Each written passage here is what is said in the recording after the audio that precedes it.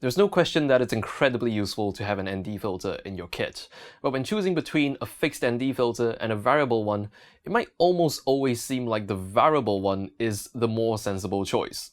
Now, depending on what you use it for, that may or may not be the case. So let's talk about some differences that can help you decide which type of ND filter is more suitable for you. Now, in case you don't yet know what an ND filter is, ND stands for neutral density, and it's just a filter that darkens your image. Now, a fixed ND filter is really just a dark piece of glass, but a variable one, you can actually twist a ring on the filter to change how much it darkens your image.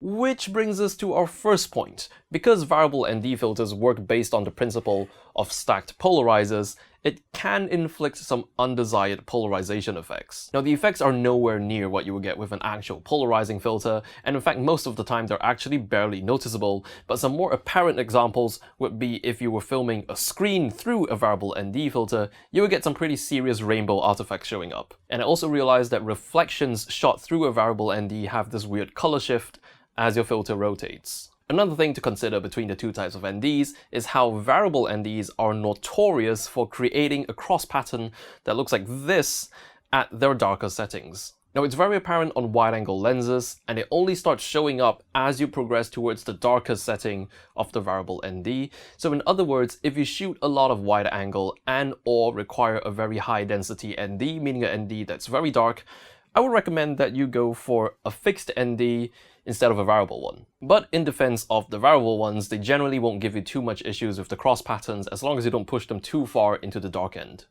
Moving on, variable NDs are thicker than fixed NDs. The fixed ones are a single piece of glass and the variable ones are 2 layers stacked up, which means you have to shoot through more layers of glass, which can unfortunately soften your image more. Plus, being a physically thicker filter compared to a fixed ND also means it can cause vignetting more easily, especially if you're shooting on ultra wide angle lenses and the actual edges of your filter end up creeping into frame.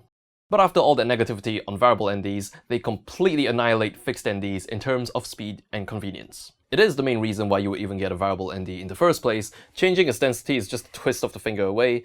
As opposed to fixed NDs, first you would have to spend a lot of money buying multiple different densities of ND filters, and secondly, if you wish to change densities, you have to spend a significant amount of time swapping out your filter for another one. So I guess in the end, the final trade-off is convenience versus quality, which is probably also why many stills photographers, especially those who do landscape photography, would opt for a fixed ND for its higher quality, whereas the video shooters, especially those who do run and gun shoots, would go for a variable ND for its speed and convenience. So that's all for today. The filters I've used in this video are made by Tyfoto, a company that makes filters that are guaranteed for life, including accidental damage. If you're interested in them, I'll leave a link in the description below, along with a coupon code that gives you 15% off at checkout. And if you enjoyed the video, do consider subscribing for more videos just like this. Leave any questions or comments you may have in the comment section below. Thank you so much for watching, and I will see you in the next video.